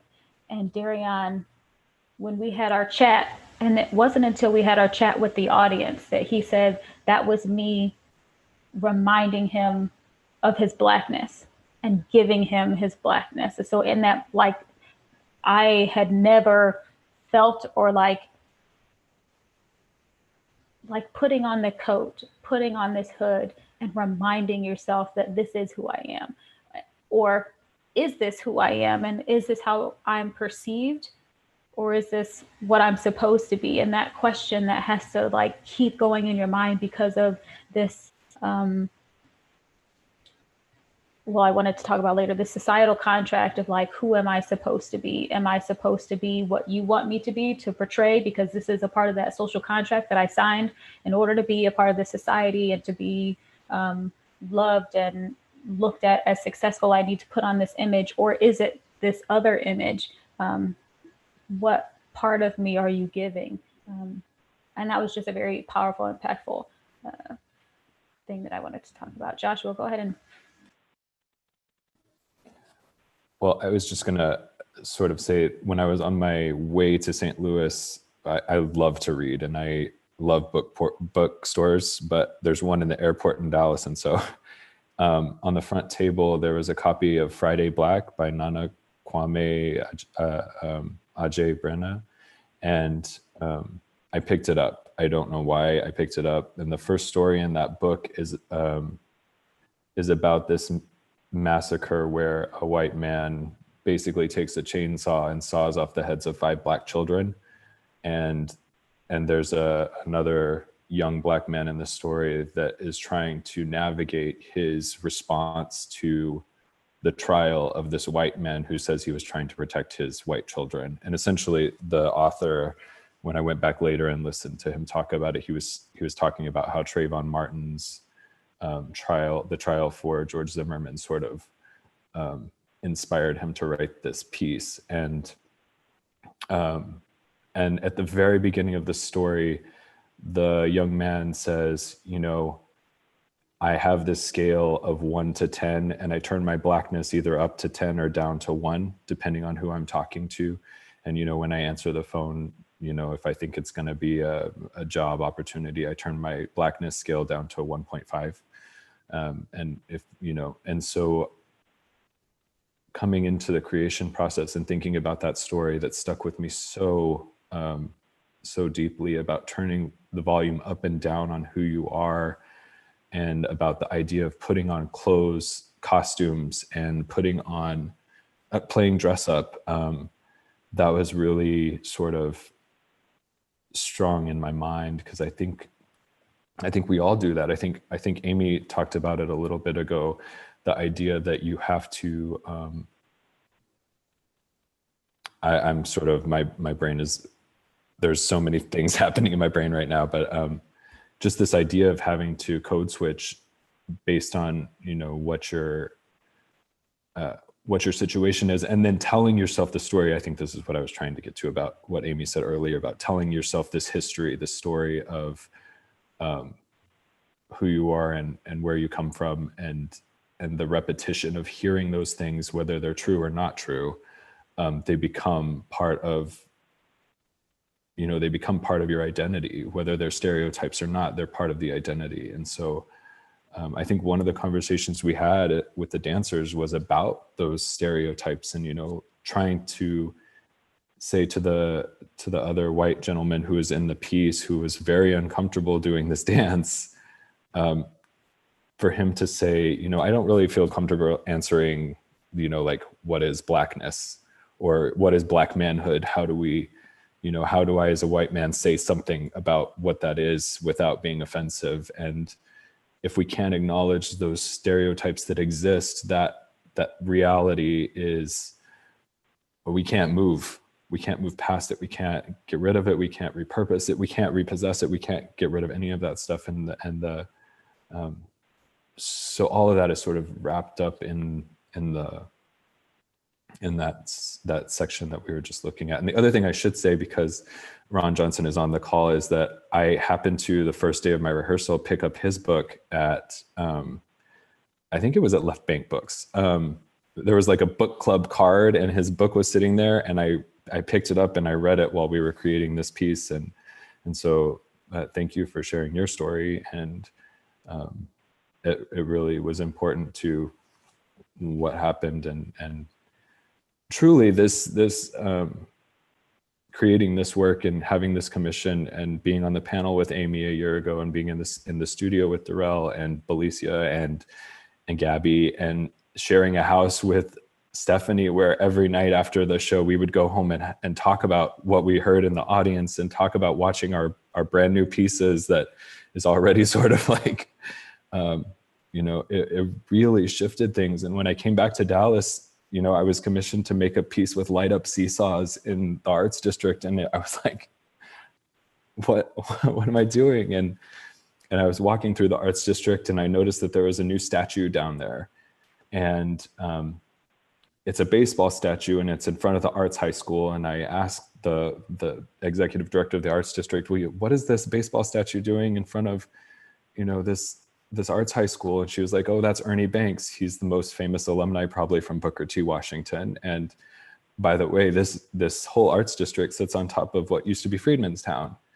And as somebody who's lived in Dallas for 7 years and worked in the arts community and had no awareness of this space as, you know, sitting on top of, you know, slave graves and realizing that, oh, segregation, not just an issue in St. Louis, not just a commission that I do in St. Louis, but something that literally still occurs and exists in my town. And not even just that, it's not even just South Dallas and Oak Cliff, like the Arts District and Uptown, which sits on top of more of those graves, and no acknowledgement of that space at all, other than this one statue sitting up on a hill where you can't see the plaque, and the plaque only has the name of the donors and the name of the person, and it's in a space that doesn't make sense, so people can pass it. They can bury that history again, even though there's a signifier, one, you know. And so this project, this company shifted something for me that, you know, is now a year later happening in a different sort of way.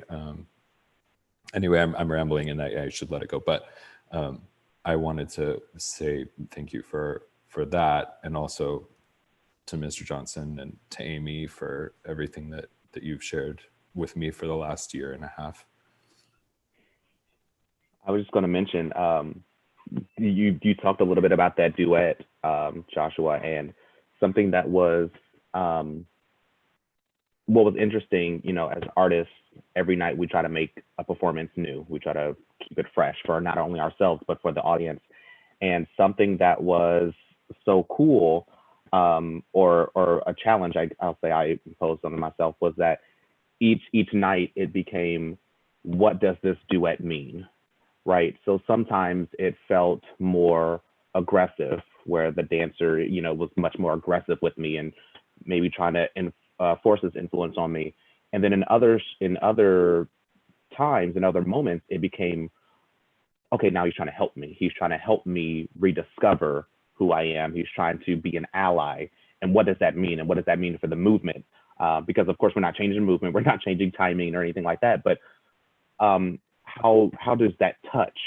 How is that different from if it's aggressive versus if it's, if he's trying to help? And I think thinking of it in those terms, I think really helps the audience, because of course, dance, people see movement in so many different ways. What one person views, someone else can view completely different. But I think speaking to the work that we try to do, particularly with unity and trying to have communication and have those conversations, I think it was really important to be able to have those differences and those nuances of, is it helpful or hurtful? And what does that mean? And because I think sometimes people, again, we've talked about conversations and people being afraid to have conversations because they don't want to come off ignorant or they don't want to say the wrong thing.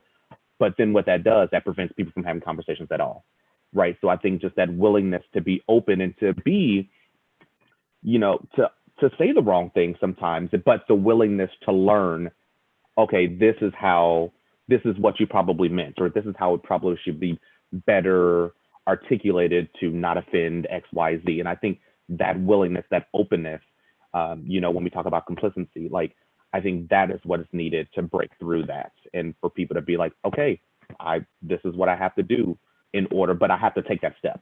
And, we talk about allies and them being having to speak, because, oppression has been oppression, right? We've seen these cycles, we've seen these things going on. So it has to be a new voice that has to be able to step up and also speak so that we can be heard, so that we can really get in there and make the change that we want to occur.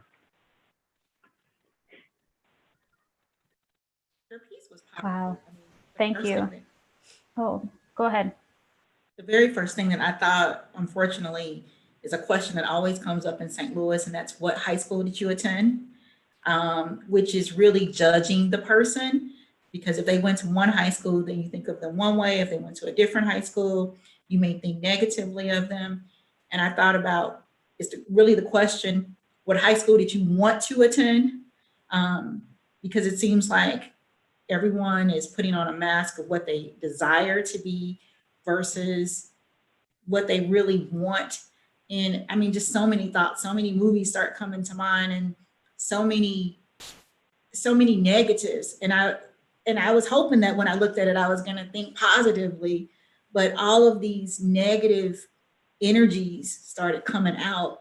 And I started really thinking about, man, if you live in this zip code, and it made me think about what you said, Amy, about the zip code, then it really does have a negative connotation, and you don't feel as confident, or you don't feel as happy, or you don't feel like you have all of the things that you need to present yourself in the way that you want to. Or do you have those things, but because everyone describes those places as negative, you inherently believe that you're negative? So it was a very, very good piece, very powerful. To a certain extent, almost made me feel like I wanted to cry. And that's not really the emotion that you want to put out, but it's the emotion that I felt. So let me say a couple of things. So I thought it was interesting that it started off with people being together and then like patterns of colonization. That's how I read the costumes, which reminded me of there's scholarship around the crooked room, and Melissa Harris-Perry does a much better job of explaining this, but she talks about the crooked room is what it's like to be a Black woman in America, where none of the images align with beauty or intellect or any of those things. And so when I first read it in her book, Sister Citizen, I made the room out of concrete, and I was actually reading it with a white man who's reading the same book. It's a nerd moment, but I love it when people read books with me, and that's when we talk about it. And he was like, "You don't like that part?" I was like, "I don't like that part. Like, it's fixed, and I can't get out of it, and I can't change it, and it feels confined." And he was like, "I made my crooked room out of cardboard, so you could shift it easily." And I was like, "Of course you did. Like, for you, this is not permanent. For me, this feels very permanent." And I mean, it was just like this moment, and to like notice like the messages we get and then how we interpret them, but also like the ask to assimilate over and over and over again with something that cannot be assimilated. And I remember saying to you, like, I love that your hair is natural, because for every little Black girl watching this, she knows that it's okay to have curly hair. My hair is usually curly. It's a long story, but nonetheless. And let me just say something about high school. I want every child who goes to a high school to have had a positive experience, regardless of the zip code they're in. And you should not have to move to white space to have a positive experience. As a matter of fact, I intentionally live in Black space because I heard so many good stories from my parents about what it was like to have Black neighbors and how they cared for each other, and, you know, sugar borrowing and getting multiple whippings and all that kind of stuff. And I was like, yeah, I definitely want my kids to have that. And when my husband and I looked around at the people that we knew that weren't like jacked up and confused around race, we noticed some themes. Like, they had a really good foundation. And even if they had to go to school in majority white space, like, they came back to their foundation. And so we were very intentional about living around Black people. Neither he nor I were raised around Black people. And we were like, you know, we really like our neighbors to speak to us. And if I need something, I feel like I could go to. And it's worked out quite beautifully, I might add. Like, I love my Black neighbors. Now, of course, where I live, more white people are moving in. But I've enjoyed it. You know, little Wakanda that I live in has been quite lovely. And so I just want to make sure that, you know, while we are arguing for the right stuff. And desegregation never really meant integration. And the idea that the only place we would have resources are aligned with our zip codes is what we should be railing and fighting against. Because I love living in my Black neighborhood. I've lived there more life than I've lived in my white neighborhood. And it's been quite a joy, you know, like treating my neighbor like she's my old auntie. And I love and adore her. I probably know her better than some of my own family members. And my neighbor across the street has been like this model for Black maleness for my children. I mean, it's been quite lovely. So I just want to offer, before there were hoods, there were just Black neighborhoods. And that's something to be ashamed or embarrassed by. And so, you know, we get to change the language too. We get to talk about what is true. Like, you don't get to name this for me. And that we get to live in spaces with dignity. And that is what we all want. And it doesn't have to be an integrated or desegregated space to do that, because people get to live where they want. Just offering, like, to be clear, sometimes I feel like what we're fighting for sometimes is a little messy.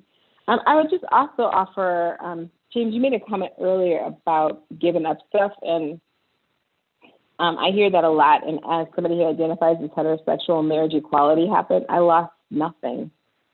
Like, nope. My property values didn't increase because 2 white men can buy a house and it's going to jack up. I mean, you know, just all the arguments I heard prior to this actually coming to, they're going to mess up the whole market because they're going to be 2 men and they're the top earners. I was like, what? Really? Our houses are going to go up? Like, is that real? Like, my house value has not gone up at all. And so I don't own love. I don't own relationships. I don't own the laws. And so I think there's a piece around what people think that they are entitled to because they've been getting it for nothing versus like actually having earned it. And I get that, like, as a person in a very privileged space, there's a whole bunch of stuff I get that I didn't earn. Like high holy days off, I didn't earn none of that. I'm really clear about that, you know? And if you took Christmas away from me, I'd be okay. I really would be. Like, I would like to go to work during that time anyway because nobody's there. But I would just like to offer, like, we could figure something else out. I would rather us have a pool of time off so you could celebrate it whenever you wanted, high holy day or not. And we figure out when you want to take time off, you take it off. But I think part of this, which is why I love art, like, this is why I love this whole art community and why you should support this, is because it is reimagining what we already have in a way that is more equitable for everyone. And every single time that we practice that, we are just so much better as a people. And every time we think we're going to lose something, we don't realize we've already lost. Like, we've already lost what we could have gained, and we didn't have it anyway. So I think we have more to get than lose in this zero-sum-ish kind of language. But I think we should, you know, imagine. I mean, this is why I like art. Imagine something we haven't seen. Like, who would put this music to this dance? Like, this is cool. And we know people who know how to do it. So maybe we should be asking them more, quite honestly. Thank you. It is 9 o'clock. I want to say, first of all, I do want to say it is important for us as artists to use our voice, and we do imagine a different world. And I love the world that we imagine. And I am so grateful to be able to have the opportunity to work with such artists like Joshua, Nejwa, and Stephanie, who is here. But I also want to acknowledge that whenever you see art, whatever your reaction is the right reaction. There is no wrong reaction to art. We encourage you to have your own reaction. So if you want to cry, cry. If you want to scream, scream. If you want to fall out, fall out.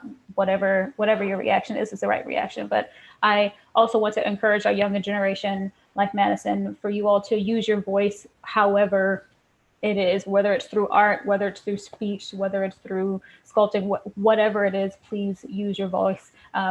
Thank you so much to everyone here on the panel. I am beyond blessed, beyond honored to have you all here. This is so encouraging for me, and I'm sure for the audience as well. Everyone, we will be here again tomorrow night at 7 o'clock, the same time. So thank you again, and please speak up, use your voice. Thank you. Outstanding job. Thank you.